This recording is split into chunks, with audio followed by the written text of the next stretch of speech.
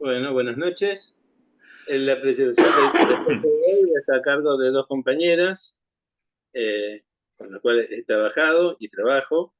Está la bioquímica Cecilia Martínez, perteneciente a la Cátedra de Bacteriología Clínica de la Universidad Nacional de Rosario, y su lugar de trabajo es el Hospital Escuela Perón en Granadero Baigorri. Y a la doctora Patricia Marchiaro, también es profesora adjunta de la Cátedra de Bacteriología Clínica de la Universidad Nacional de Rosario, de la Facultad de Ciencias Bioquímica y también Bioquímica. Bueno, doctoras, el tema de la disertación es Klebsiella pneumoniae hipervirulenta asociada a absceso hepático criptogénico, patotipo emergente. Con mucho agrado las escuchamos. Bueno, ante todo, buenas noches a todo el auditorio. Muchas gracias al comité organizador de la asociación, gracias a Eduardo y Laura por permitirnos este espacio. Bueno, si les parece, voy a empezar a presentar la presentación. Bueno, me van a decir ustedes si pueden ver. Perfecto. Bueno, muy bien. Bueno, contarles antes que nada que este trabajo, esta presentación que hoy les voy a hacer, formó parte de lo que fue mi trabajo final de especialización en la carrera de bacteriología clínica y que hemos titulado Klebsiella pneumoniae hipervirulenta asociada a absceso hepático criptogénico, un patotipo emergente. Y también contarles que forma parte del contexto de un proyecto de investigación que formamos con Patricia y con María Ángel Rinaudo, que bueno, luego ella les va a contar un poquito más acerca de lo que hacemos con este trabajo. Bueno, para comenzar, voy a ver si puedo eliminar esto. Disculpen.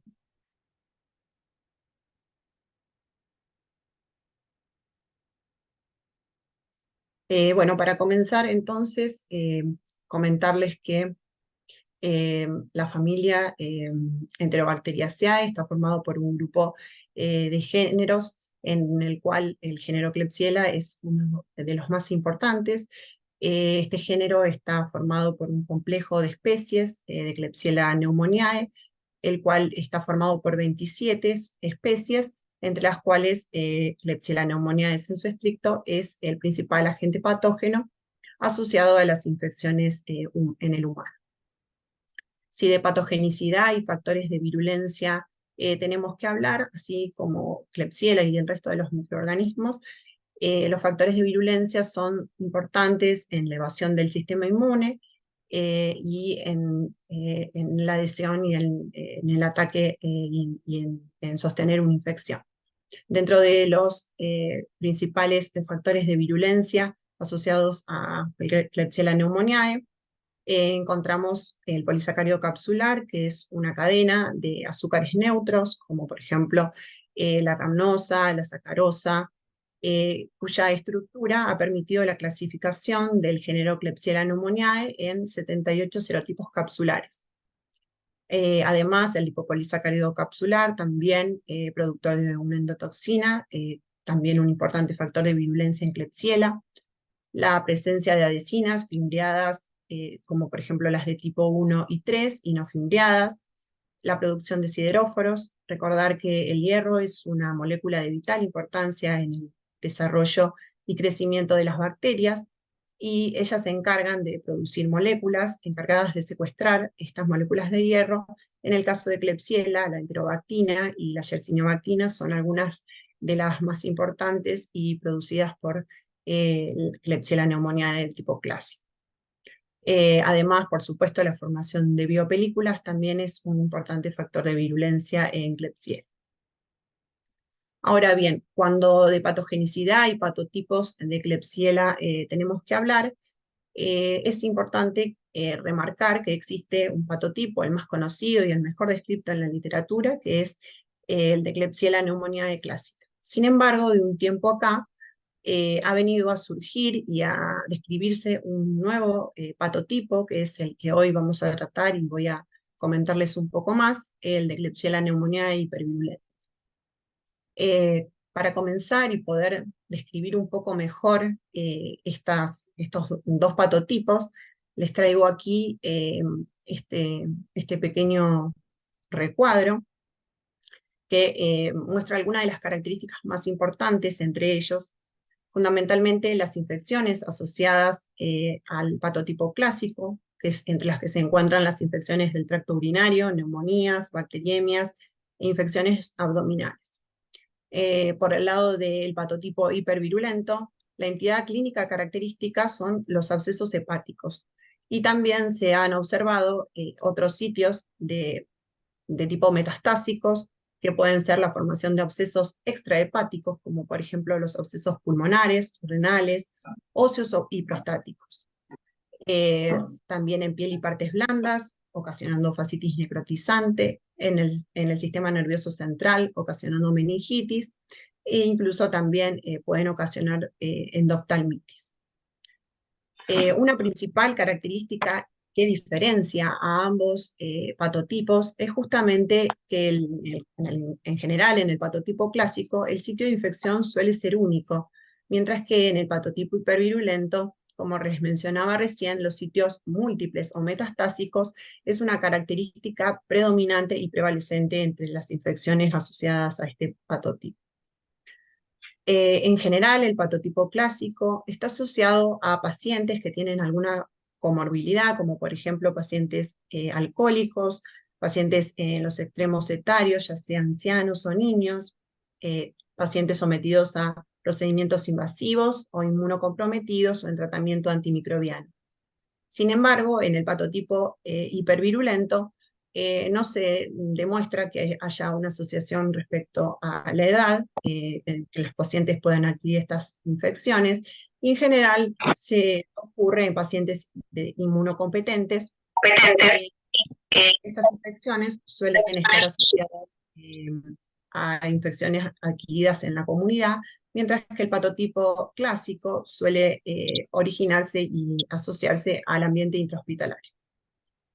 En cuanto a los tipos de infecciones y los copatógenos que comparten en general, el patotipo clásico suele presentarse con infecciones polimicrobianas, mientras que el patotipo hipervirulento, característicamente, las infecciones son monomicrobianas.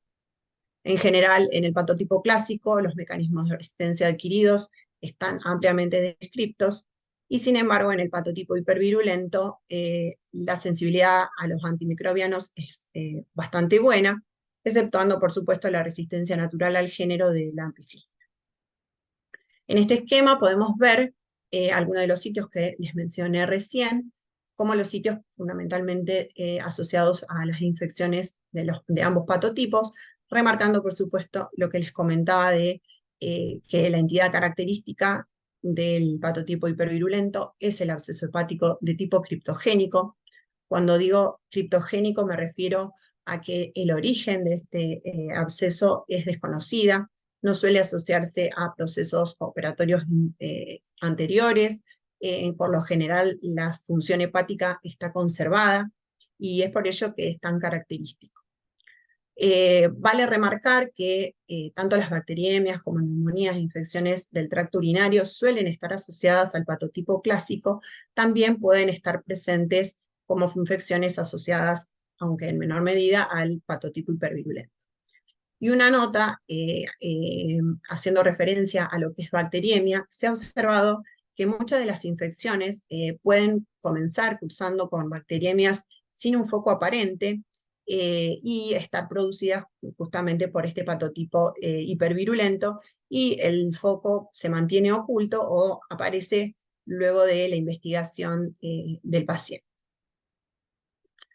Bueno, para hablar un poquito más del patotipo hipervirulento y hacer un poco de historia acerca de cómo surge, es que nos remontamos a la década del 80 en Taiwán, en donde se produce un aumento de las infecciones piogénicas por Klebsiella pneumoniae en pacientes de la comunidad, sin inmunodeficiencias, con un aumento en la morbimortalidad de estos pacientes y por lo general asociados, como les comentaba, a abscesos hepáticos criptogénicos y con algunas infecciones secundarias o metastásicas, como por ejemplo meningitis, endoftalmitis, fascitis necrotizantes.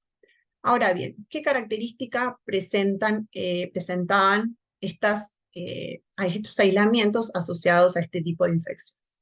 Fundamentalmente se observó que presentaban un fenotipo hipermucoviscoso.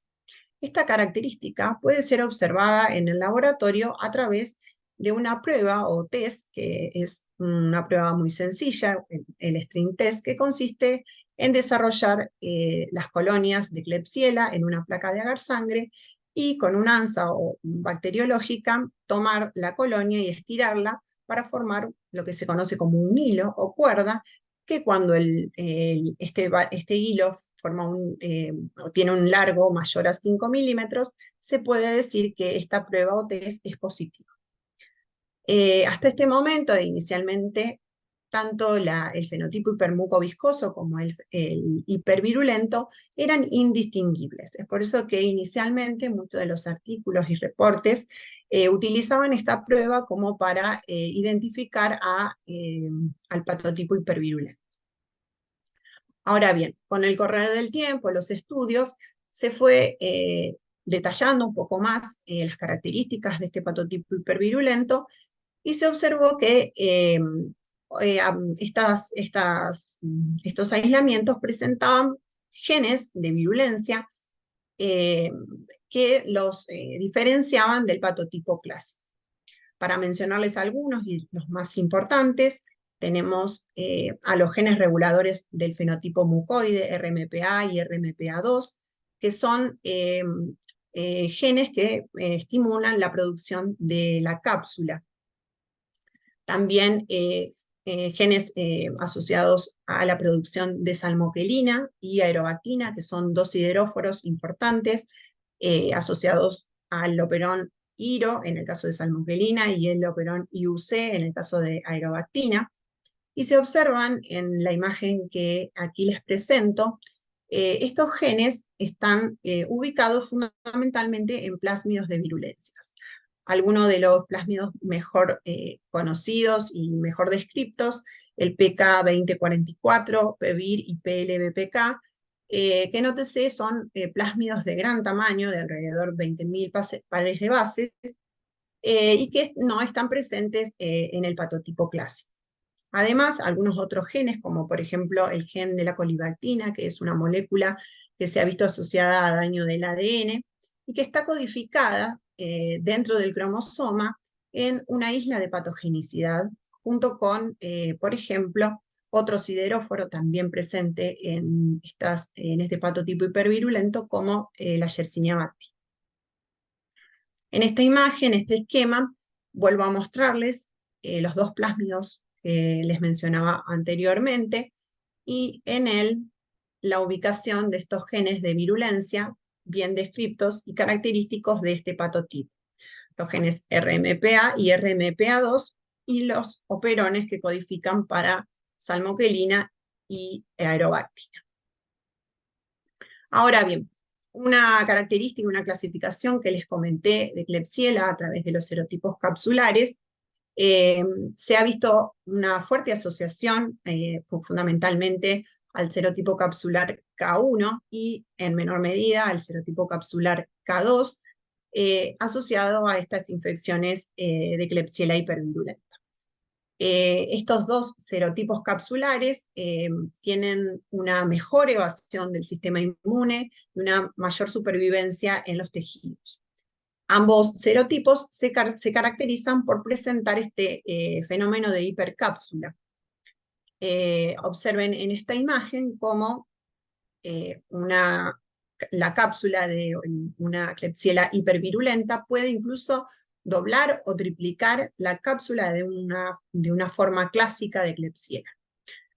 Además, observar que la producción, por ejemplo, de sideróforos se ve aumentada respecto de la del patotipo clásico, además de los factores de virulencia comunes que se observan en Klebsiella clásica. A algunos de los serotipos que no pertenecen a K1 y K2, como K5, 16, 20, 54 y 57, también se han visto asociados al patotipo hipervirulento, pero no presentan formación de hipercápsula.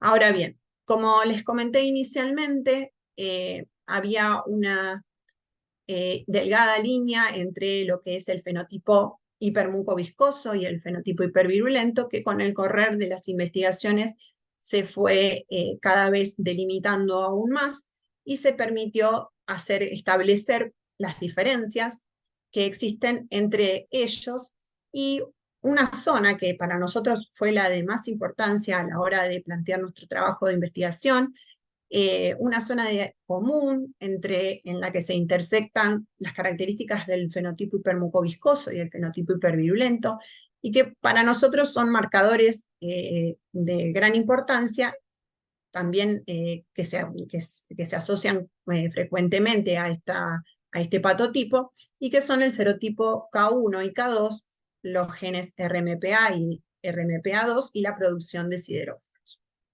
No obstante, el fenotipo hipermucoviscoso puede ser identificado a través de un test de filancia positivo, no así el fenotipo hipervirulento, que puede presentar un test de filancia negativo. El fenotipo hipermucoviscoso puede estar presente en Klebsiella y otras bacterias, como por ejemplo Escherichia coli, mientras que el fenotipo hipervirulento es característico y exclusivo de Klebsiella pneumoniae. En general, el fenotipo hipervirulento está asociado, como les comenté antes, a ciertos serotipos capsulares, y el fenotipo hipermucoviscoso puede ser distintos de K1 y K2. Y una principal característica clínica es que el fenotipo hipervirulento tiene la caracterización de poder producir infecciones invasivas en pacientes sanos, no así el fenotipo hipermucoviscoso.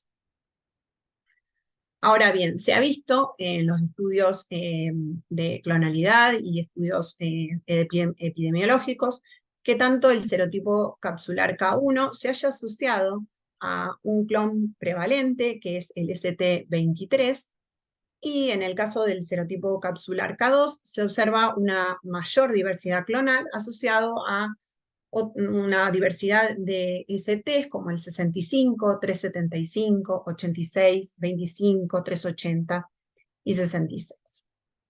Bueno, si de epidemiología tenemos que hablar, recordar que Klebsiella pneumoniae es un colonizante del tracto gastrointestinal humano, puede estar presente en aguas residuales, locales, en flora, y puede causar infecciones tanto en la comunidad como en el ambiente intrahospitalario.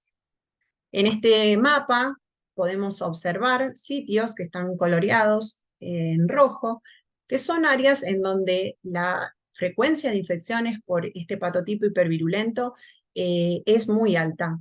Son zonas que son consideradas endémicas. Entre esos países se encuentran Taiwán, China, Corea del Sur, Japón, Singapur e Irán. Hay otros países, como por ejemplo Estados Unidos y Australia, en donde se han reportado brotes esporádicos de infecciones por Klebsiella hipervirulenta. Y hay otros, como por ejemplo nuestro país, en el cual los reportes de casos han sido aislados. Realmente hacer una referencia a que estos países en los que las infecciones por Klebsiella hipervirulenta es considerada endémica, las tasas de colonización intestinal son realmente altas, pueden llegar incluso hasta el 17 o 20%, y eso marca también un indicio de que las infecciones pueden ser más habituales que en los países en donde, bueno, las colonizaciones son mucho más bajas. Se ha visto que hay factores de riesgo que favorecen la colonización e infección de Klebsiella hipervirulenta. En primer lugar, como les comentaba recién, el origen étnico asiático asociado al sexo masculino es uno de los principales factores de riesgo. La diabetes mellitus también es un factor de riesgo, uno de los más frecuentes, fundamentalmente debido a lo que es la enfermedad por sí. En general se asocia a la diabetes mellitus con una aumento en la permeabilidad de la vasculatura. Esto podría llegar a favorecer también la infección. En general hay un mal control de lo que es las células fagocíticas, también asociado a una posible aumento de la probabilidad de infección. El tratamiento con medicamentos seleccionados, por ejemplo, la ampicilina, al ser Klebsiella un resistente natural, esto podría llegar a favorecer el desbalance de la flora intestinal y, bueno, por supuesto, favorecer la infección. Y el déficit de algunas inmunoglobulinas puntuales que también pueden llegar a estar asociados como factores de riesgo. Bien, como les comenté recién, la colonización de Klebsiella suele ser el punto de partida para la infección por este patotipo hipervirulento. Los estudios de cuál es el mecanismo de infección todavía están en estudios. Se cree que Klebsiella atraviesa el epitelio intestinal a través de un mecanismo de traslocación en el que intervienen algunas proteínas quinasas que todavía están en estudio para acceder a la circulación sistémica y de allí dirigirse al hígado. El hígado es el principal órgano depurador de nuestro organismo y está formado por una alta proporción de células macrófagas y células de Kupffer, que son las encargadas de depurar estos microorganismos. Lo que se ha descrito es que este fenómeno de hipercápsula puede estar incidiendo en forma contraria al proceso de fagocitosis y esto podría llegar a favorecer lo que es la formación de estos abscesos hepáticos criptogénicos. Bien, en cuanto al tratamiento y la resistencia antimicrobiana del patotipo hipervirulento, inicialmente se habla de una buena sensibilidad a los antibióticos con la resistencia natural del género. Al 2005 se hablaba solo de un 1 o 2% de resistencia a cefalosporinas de primera generación en Taiwán. Ya en el 2015 en China se reporta el primer caso de un aislamiento multiresistente con resistencia a betalactámicos, sulfonamidas y quinolonas. Y bueno, a partir de allí, por supuesto, la aparición de nuevos mecanismos de resistencia, genes asociados a la resistencia de aminoglucósidos, trimetroprima, tetraciclinas, quinolonas, polimixina, tigeciclina, y bueno, por supuesto, a los betalactámicos a través de la producción de betalactamasas de tipo BLE, AMC, plasmídicas y betalactamasas de tipo carbapenasa.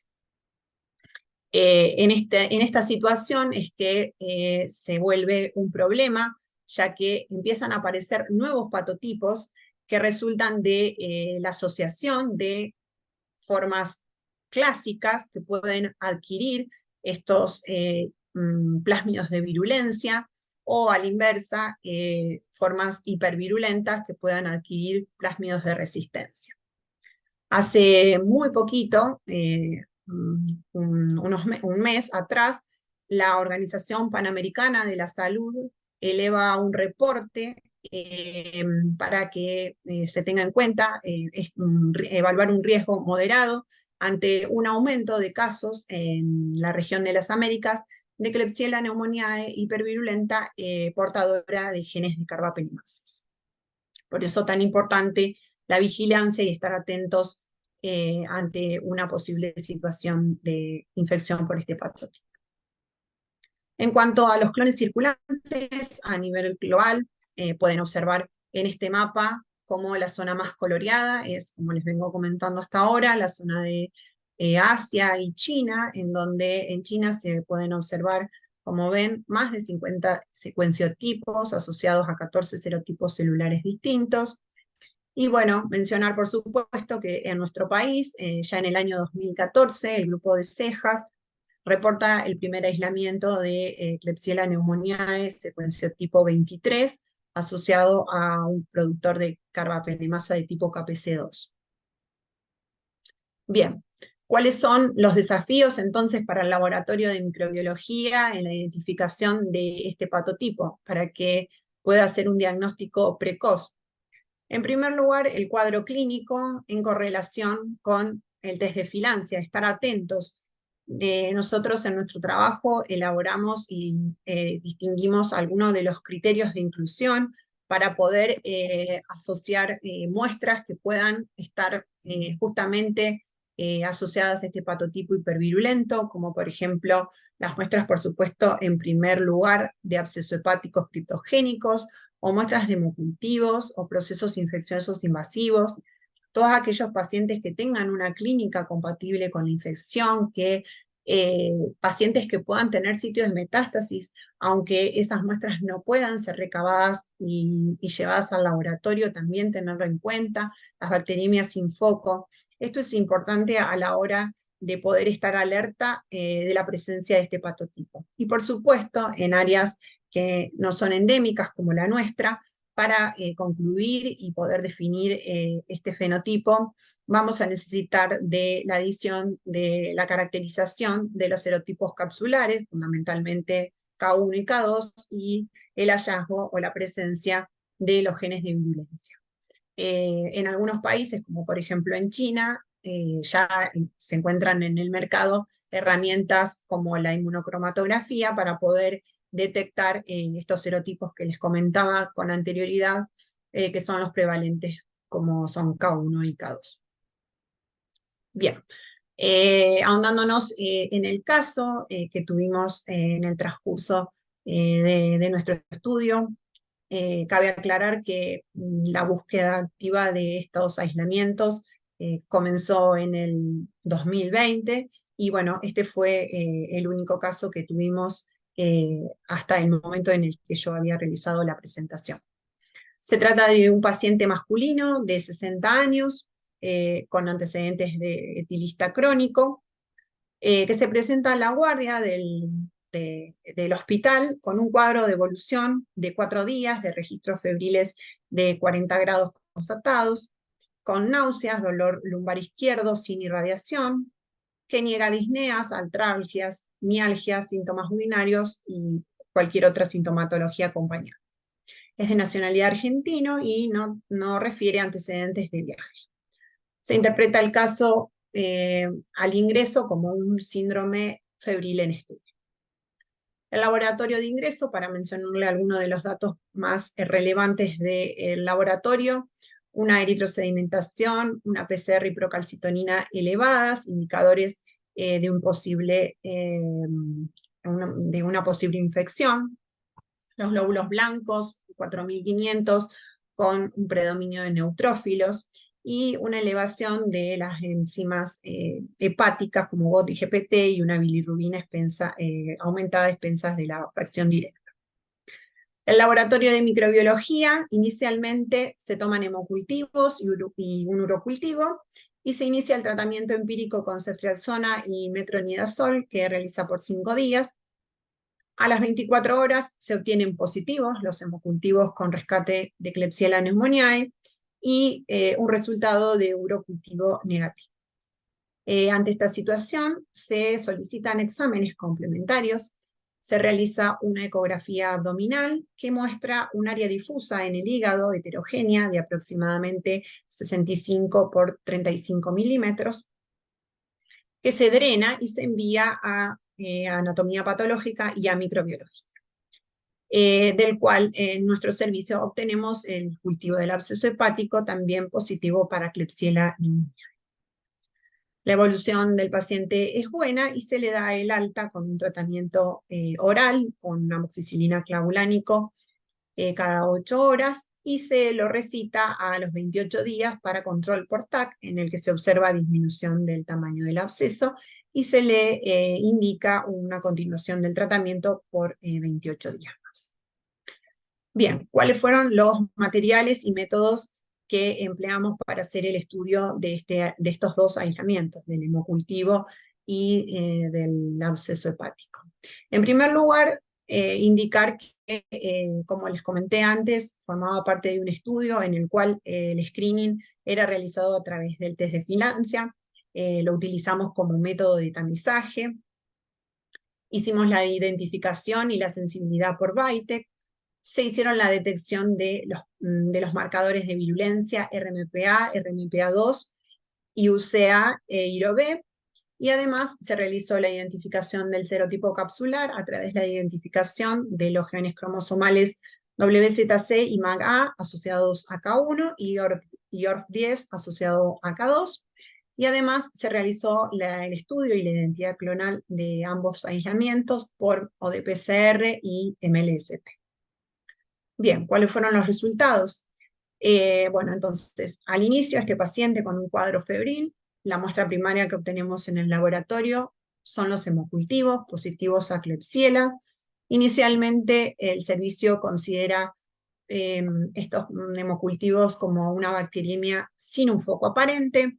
Es el laboratorio y también el cuadro y el contexto clínico que se sugiere la tomografía axial computada, de la cual, se observa en la cual se observa el absceso, del cual se rescata también esta Klebsiella, que nuestro principal alerta fue el test de filancia positivo de 3 cruces. Nosotros elaboramos un score en función a cepas patrón que tenemos identificadas y caracterizadas como hipervirulentas, y elaboramos este score para puntuar a través del test de filancia azul, el largo del hilo.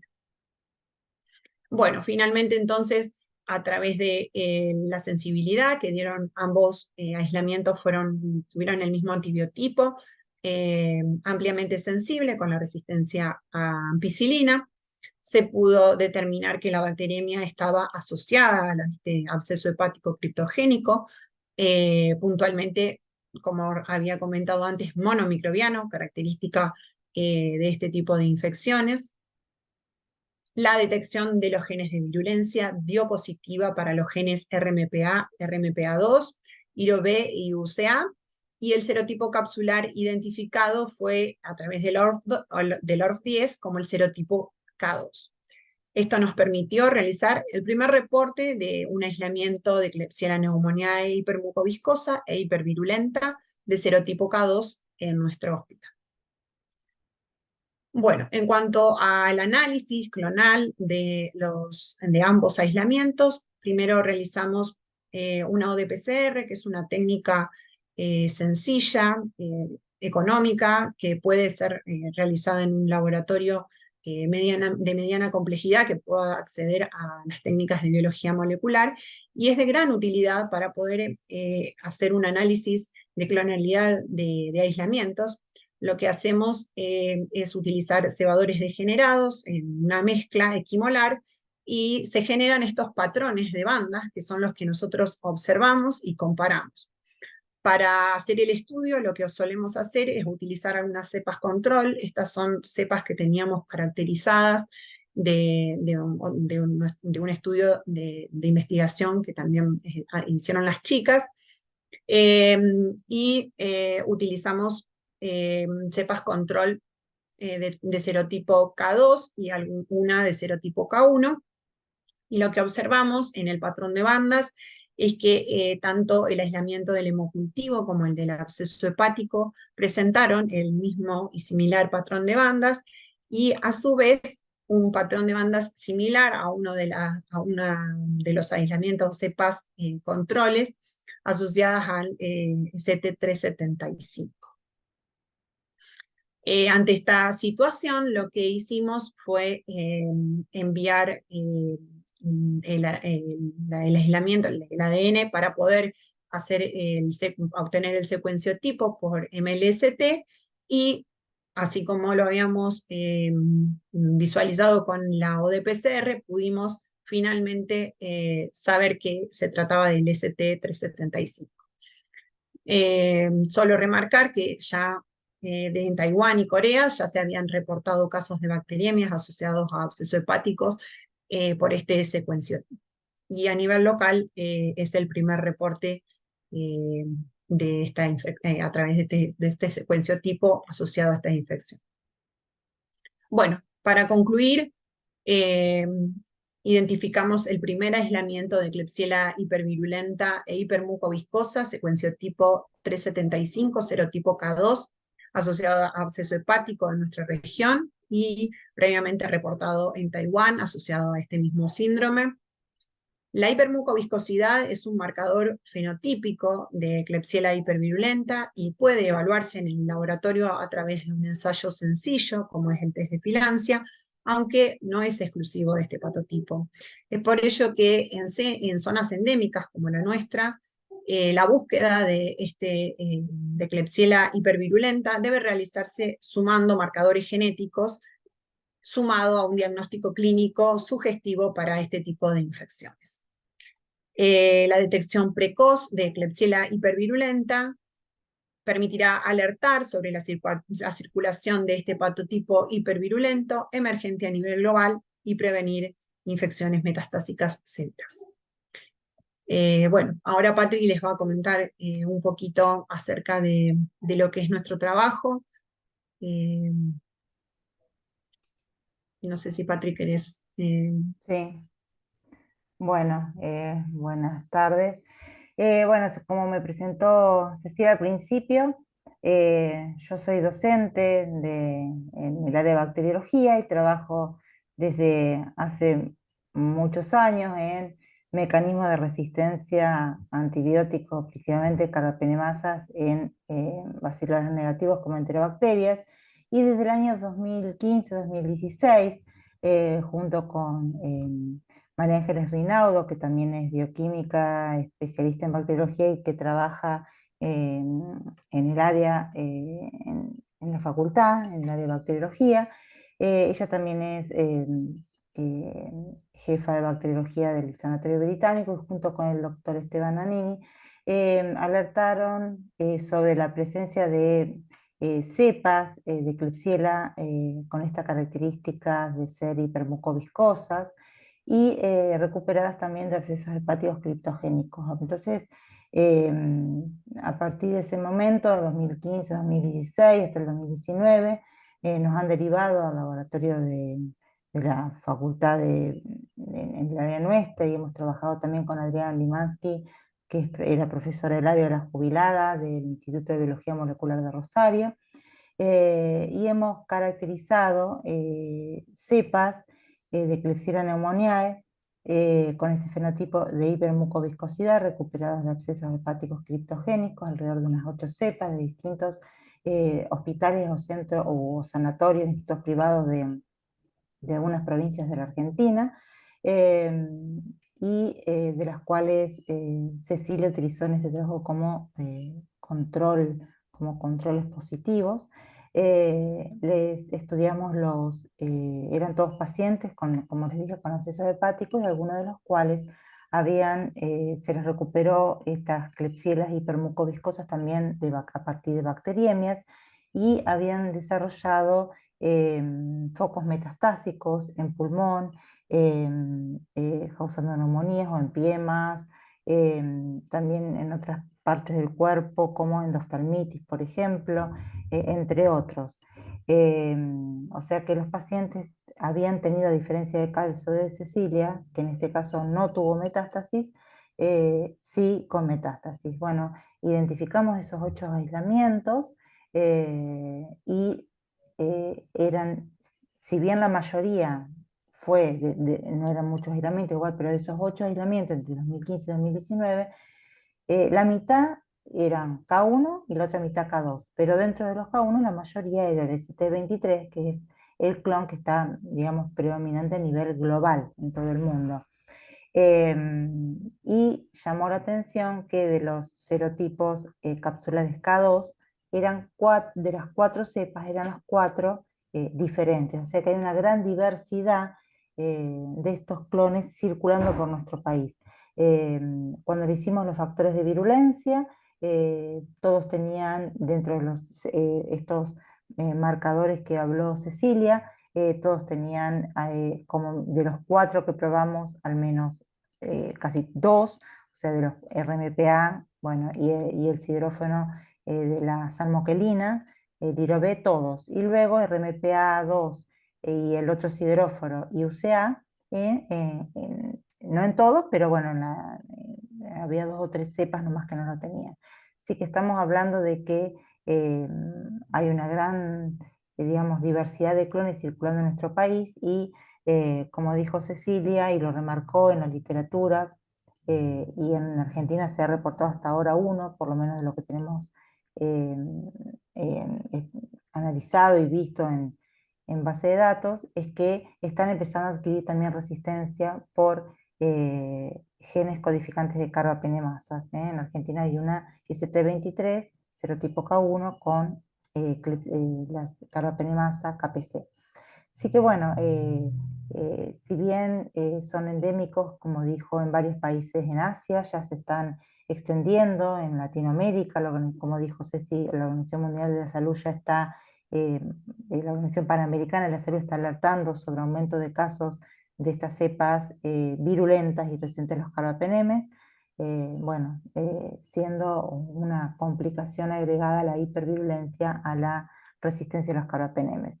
Y como dijo Cecilia, los estudios locales que se están haciendo en el hospital de Granada de Baigorria, donde recuperó esta cepa de este caso clínico, desde el 2020 hasta el presente, hemos recuperado hace muy poquito más de un absceso de mama en una mujer, y ampliamente sensible, que para nosotros es un fenotipo, digamos, es una localización atípica, si bien está reportado abscesos extrahepáticos, pero bueno, para nosotros es el segundo hallazgo en este trabajo que estamos haciendo.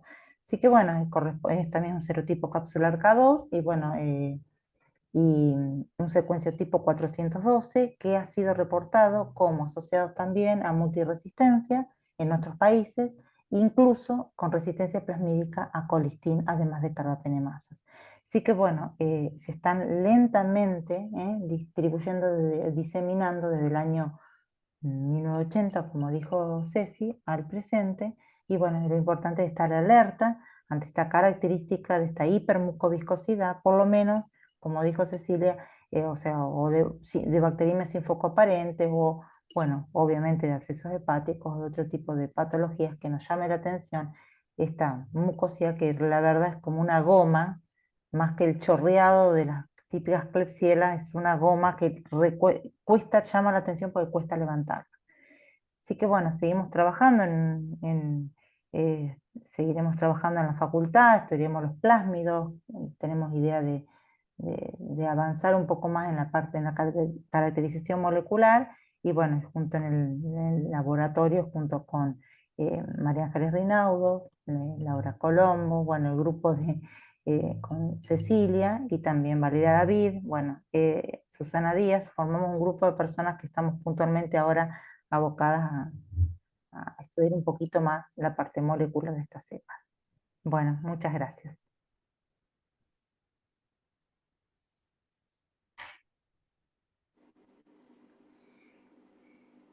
Bueno, le Doctora agradecemos. Edu. No, sí. No, felicitarla sobre todo a la Nobel bacterióloga, la doctora Cecilia Martínez, muy linda la presentación, me Muchas encantó, gracias. realmente me encantó. Obviamente la doctora Marchiaro, no hay palabras, pero por favor, Edu, cerrás, preguntás si tenemos algunas dudas en el grupo. Hola chicas, buenas tardes, felicitaciones a las dos. Y yo, ya que estoy, se me ocurrió la duda, bueno, si tienen idea de que pueda haber recurrencia o que los pacientes puedan haber vuelto a hacer una infección Sí. tiempo después, o sea, que puedan haberse recolonizado por estas cepas, si tienen algún reporte de eso. Sí, es totalmente probable la recurrencia y las reinfecciones. Por eso es tan complejo el tratamiento y muchas veces quedan también focos ocultos que quizás no lleguen con el tratamiento o no son visualizados a través, por ejemplo, del diagnóstico por imágenes, pero están bien reportadas las recurrencias. O sea que por ahí yo desde los coprocultivos, cuando encuentre Klebsiella, puedo empezar a mirar si encuentro pacientes colonizados que quizás nunca desarrollen una patología. Totalmente. A ver, los estudios que hay, por supuesto, cuando uno busca en bibliografía, todo es muy de Asia, China, que por supuesto van a la cabeza, pero ellos tienen tasas de colonización súper altas y bueno, por supuesto, todo es el punto de partida, la colonización intestinal arranca por ello. Así que sí, sería un lindo proyecto, bueno, de por sí uno espera una baja colonización, pero por supuesto el hallazgo podría llegar a ser interesante, importante también. Y el reservorio básicamente es el intestinal, o sea que estando en ambulatorio o hospitalizado, el foco es el intestino. Sí, Ahí es donde empiezan a juntarse las cepas y a diseminarse los plásmidos y bueno, y ahí es donde esperemos no encontrar, sería interesante, pero bueno, con resistencia a carbapenema eso sería Esperemos más que no. preocupante aún. Perfecto, gracias, chicas.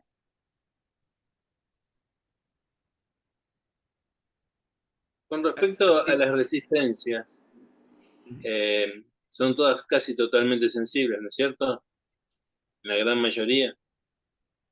Sí, hasta ahora las nuestras, sí, las que por lo menos nos derivaron y estas dos que encontró Ceci, hasta ahora sí. La resistencia Bueno, natural a ampicilina, sí. ¿no? sí, lógicamente. Pero se han reportado hasta resistentes ya con colistina, que es más raro, pero bueno, con plásmidos de resistencia. Por suerte, a nivel local todavía no. No,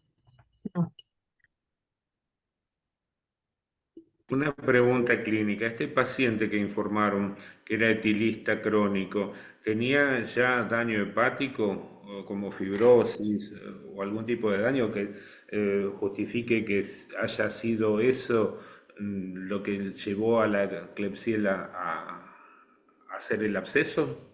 No, lo conversamos con los médicos de clínica. En las imágenes no hablaba de alguna fibrosis o asociado a esta patología de etilista. Pero bueno, yo creo que ya el hecho, consumía 1 litro de alcohol diario. Yo creo que el hecho de esta patología o este consumo, creo que algo en su funcionamiento hepático debería estar alterado, o por lo menos favorecedor para que el absceso se instale, digo. Ujú. Sí, sí, sí, sí. Lógico. Ujú. Lógico. ¿Alguna pregunta que nos... A ver, el chat.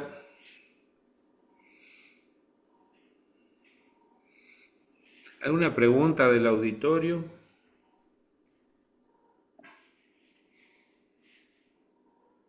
¿Alguna duda? Bien, recuerden que esto está grabado y que va a ver, bien, que va a estar se puede volver a reproducirlo, pueden volver a escuchar en el canal que tiene la asociación, el canal. Incluso va a salir este resumen en las publicaciones de la asociación. Nuevamente, bueno, acá en el chat hablaba muy interesante y muy claro todo de la doctora Gabriela Falco. Envía las felicitaciones.